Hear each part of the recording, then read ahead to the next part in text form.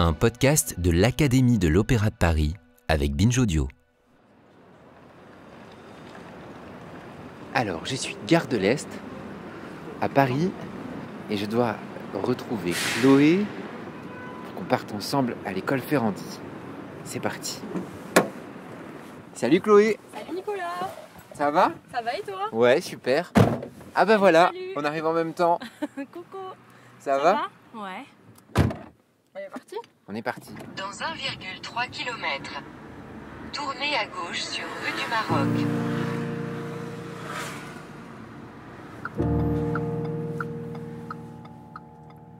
Que l'on soit étudiant ou plus avancé dans nos carrières, nous nous sommes toutes et tous retrouvés perdus à un moment de notre vie, face au chemin à prendre ou au choix à faire.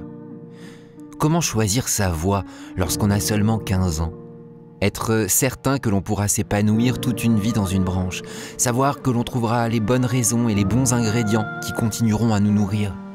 C'est à toutes ces questions que je tente de répondre cette saison, et en particulier avec les jeunes apprentis cuisiniers de l'école Ferrandi à Saint-Gratien, que j'ai rejoints pour assister à leur atelier théâtre avec le metteur en scène Samuel Müller.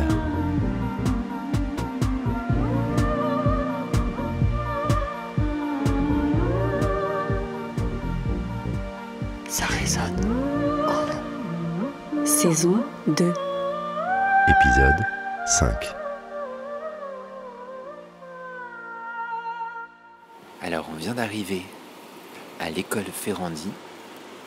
Quand on arrive comme ça, c'est un bâtiment tout récent, très vitré. Étage 0. Porte ouverte.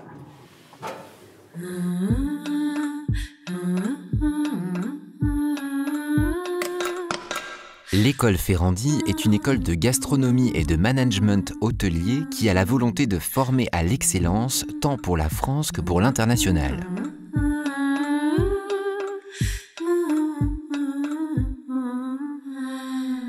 La recette de la blanquette de veau par Anas.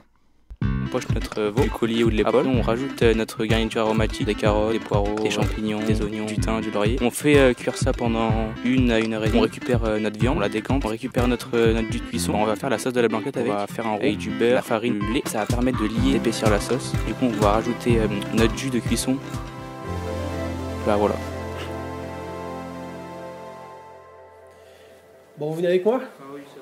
Ah oui, c'est vrai. Ah là là, il va falloir se bouger. On essaie de faire un joli cercle avec un espace égal entre chacun. Samuel Müller, comédien, metteur en scène. Bonjour chef. Bonjour. Ça va?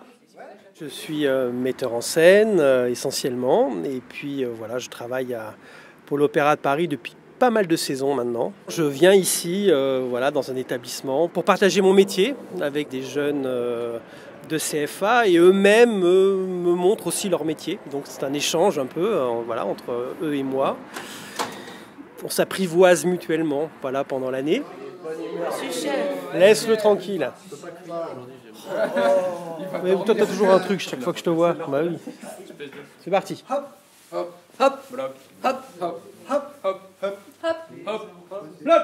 Ben, moi, je crois que j'aime bien, aussi bien pour eux que pour moi, le fait que quelque part, nous nous retrouvons dans une situation obligée à devoir partager des choses ensemble, partager nos vies, nos expériences, nos métiers, alors que peut-être que dans la vraie vie, ça n'aurait jamais eu lieu. C'est tout l'intérêt d'un projet comme ça, c'est que ça oblige des gens qui peut-être ne se seraient jamais croisés à se retrouver face à face et à devoir se parler. Mais pourquoi? Ouais, très bien. Voilà. Ah mais qu'est-ce que tu m'as fait là? Pourquoi? Non. Ouais, très bien. Merde. Ouais. Fous le camp. La plonge Elias. Ouais, c'est un atelier, on fait des petits exercices, c'est cool. Anas. On exprime un peu nos émotions, on est un peu libre quoi. Bah, peut-être aussi de nous apporter un peu un esprit d'équipe, parce qu'en cuisine on en a besoin, et un peu se libérer de la pression qu'on a peut-être. Parce qu'en cuisine, en entreprise, on a quand même beaucoup de pression. La pression d'un service, de mal faire les choses, parce qu'on est en apprentissage, de se faire engueuler par le chef. Quand t'encaisses tout d'un coup, quand t'es pas habitué, ça fait quand même un coup au moral des fois. Ça fait longtemps que tu cuisines? Ouais, ma mère elle avait un petit restaurant quand j'étais plus petit. Du coup bah j'étais un peu tout le temps là parce qu'il y avait personne à la maison, du coup j'étais au restaurant et ça m'a bien plu. J'habitais en campagne, j'habite toujours en campagne avec mes parents. Je suis monté à Paris exprès pour l'école. C'était où en campagne? C'était en Ardèche. Mes parents avaient un petit restaurant. Et c'était un peu de la restauration traditionnelle, rapide. J'étais dans la salle du restaurant et j'attendais la fin du service et je regardais un peu ce que mes parents y faisaient. Et je rêvais un peu quand t'es petit d'envoyer les plats, d'essayer de cuisiner. Et là, d'être dans la cuisine, c'est un peu, je vais pas dire un rêve, mais c'est un peu ce que je voulais faire quand j'étais plus petit. Personne très timide qui va passer son entretien d'embauche. Reste à ta place. Ça, c'est naturel. Hein. Ouais, mais justement, voyons. Allez. Tout de suite. Vous êtes dans le personnage tout de suite. Il faut que nous, on y croit, les gars. Allez. Bonjour, voici mon CV, je m'appelle Roméo, j'ai fait plusieurs métiers dans ma vie et j'aimerais travailler à ce poste. Est-ce que tu crois que, franchement, tu passerais ton entretien d'embauche en parlant comme ça? Bah non. Encore une fois, non. J'aimerais bien qu'on arrive à passer par ce petit chemin-là. C'est-à-dire que, plutôt que de donner tout de suite une sorte de forme un peu cliché de l'émotion que j'ai demandé. Comment ça s'appelle ça au théâtre, ce que je demande là? Le fait qu'on ne soit pas dans le cliché, le fait qu'on ne soit pas dans la caricature, dans quelque chose de... Et c'est la sincérité. T'as quel âge aujourd'hui? J'ai 16 ans. C'est quoi ton ambition? Moi, mon ambition, j'aimerais bien ouvrir un restaurant. Aller un peu partout dans le monde. Surtout au Maroc, parce que j'ai des origines. Mais ouais, ouvrir un restaurant...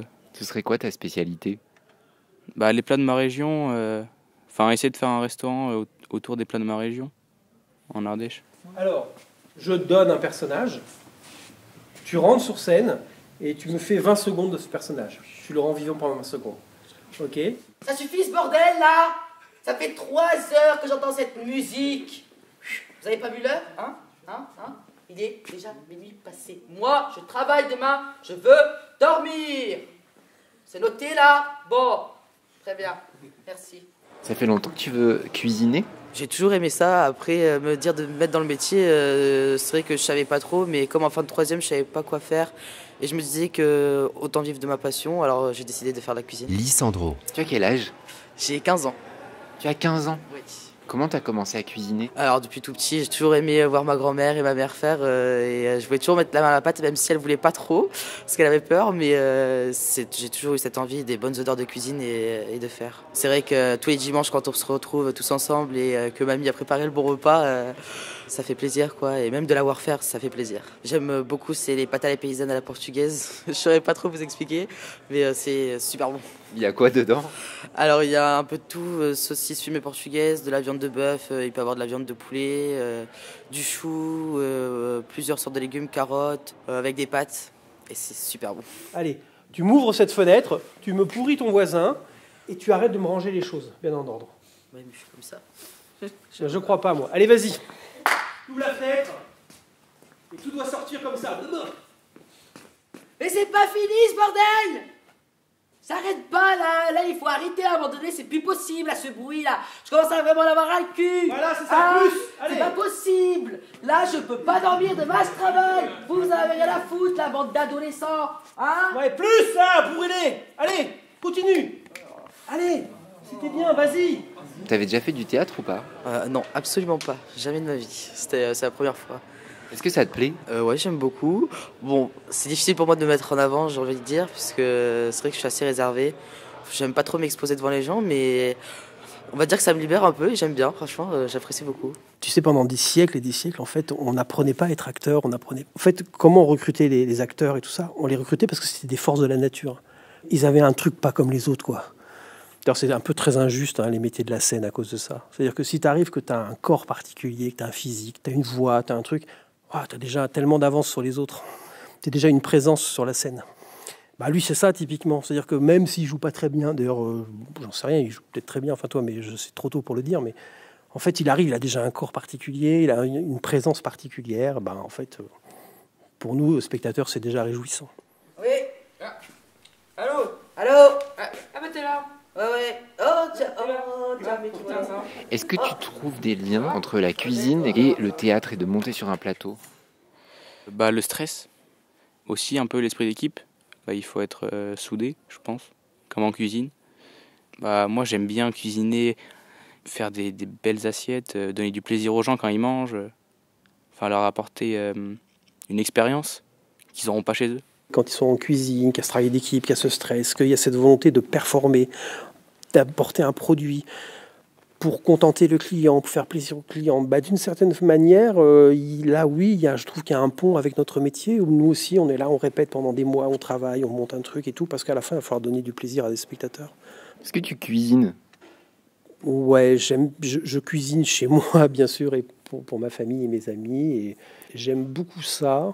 Mais plus que ça, moi, j'aime beaucoup aller au restaurant. J'aime beaucoup aller au restaurant parce que déjà, je suis un gourmand, donc j'adore manger de la bonne cuisine.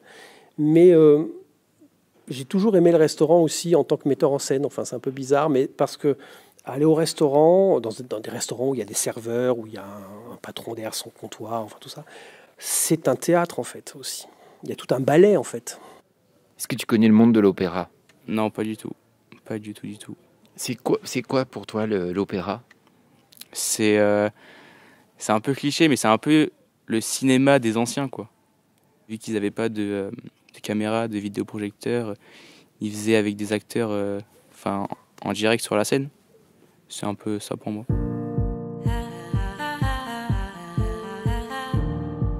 Rendez-vous est pris avec les apprentis de l'école Ferrandi à Bastille pour découvrir les coulisses de l'opéra et assister à un ballet. À l'Opéra de Paris, il y a aussi de la nourriture sur scène. Et qu'elle soit vraie ou fausse, ce sont les accessoiristes qui sont au fourneau. Les apprentis ont donc rencontré Jean-Marc Albi, accessoiriste d'atelier à l'Opéra Bastille. Bonjour.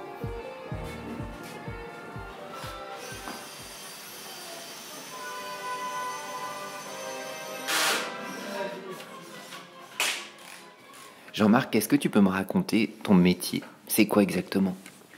Alors moi, je suis accessoiriste, pour l'opéra, accessoiriste d'atelier, c'est-à-dire que la différence entre l'accessoiriste d'atelier et l'accessoiriste de plateau, c'est que moi, je vais fabriquer essentiellement tout ce qui est petit accessoire de scène. Ça veut dire du mobilier, ça veut dire des rideaux, ça veut dire un vase, des fleurs, de quoi manger, faire tout ce qui va habiller un décor qui est fait dans les grands ateliers. Comment t'es arrivé ici ? Comment c'est venu déjà même ce métier d'accessoiriste ? Je savais même pas que ça existait, je m'étais même pas posé la question. J'étais pas très bon à l'école parce que je m'ennuyais. Quand je suis arrivé en fin de troisième, les profs ils ont dit lui il va pas pouvoir aller en seconde, il est trop nul. Et donc ma mère, une fois comme ça, elle me dit écoute, il y a une organisation de forum des métiers, donc on va dans ce truc de forum des métiers. Et là il y avait un artisan ébéniste. Mais ma mère elle percute que je reste accroché là-dessus. Et puis moi, j'ai écouté ma mère, quoi. Je me suis dit, ouais, elle doit avoir raison, c'est ce qu'il faut que je fasse. Et puis en fait, j'étais comme un poisson dans l'eau après. Je suis venu travailler sur Paris, j'avais 25 ans. Et j'avais envie de vivre dans cette ville, parce que cette ville, je la trouvais folle. Moi, je suis un gamin de la campagne, donc je suis du sud-ouest de la France, ça doit s'entendre, mon accent. C'est quel sud-ouest ? Agen. Voilà, la capitale du pruneau, puisque mes parents sont pruniculteurs, voilà, ça s'invente pas. Donc je me retrouve à faire de l'événementiel pour Villepinte et à découper du médium sur une énorme machine à bois à la chaîne, quoi. Et pendant ces presque 2 ans, j'avais quand même un copain ici qui était assistant à la mise en scène dans le théâtre. Il avait repéré que j'étais touche à tout, ce pote, donc il me dit écoute, moi je veux que tu sois mon accessoiriste. Et donc là, je me mets à faire l'accessoiriste pour cette personne, et puis je me rends compte que je suis comme un poisson dans l'eau, quoi. C'est vraiment mon truc. Quels sont les objets les plus surprenants que tu as pu avoir à fabriquer ? On a fait un faux bébé pour Faust. Et plus vrai que nature, il fallait que le bébé soit hyper réaliste. Et donc mon collègue Mathieu a réalisé ce bébé en silicone et l'a peint. C'est un accessoire très impressionnant. Tu pourras me le montrer ? Tu l'as ici ? Je l'ai, oui, dans les stocks, ouais, je peux le montrer. Mais c'est incroyable. Voilà, très réaliste. C'est énormément d'heures de travail, donc... C'est-à-dire, tu sais... Je pense qu'il a travaillé là-dessus pendant 1 mois et demi. Vraiment, c'est une émotion particulière, quoi, parce que c'est très étrange. Alors, et on va traverser notre stock pour aller dans l'ascenseur. Oui, attention de ne pas tomber. Je n'aurais pas la nuit tout seul, moi, ici, hein, quand même. Oui. Un squelette. Un autre squelette qui danse avec une mariée. Voilà. Écoutez. Une vraie réserve accessoire. Non? C'est incroyable. Voilà.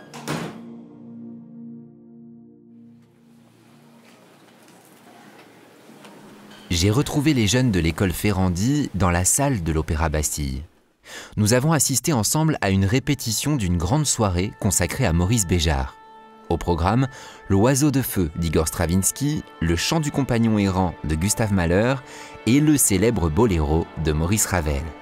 Un superbe spectacle porté par le ballet de l'Opéra national de Paris au service des chorégraphies de Maurice Béjart datant des années 70 et qui n'ont pourtant pas pris une ride.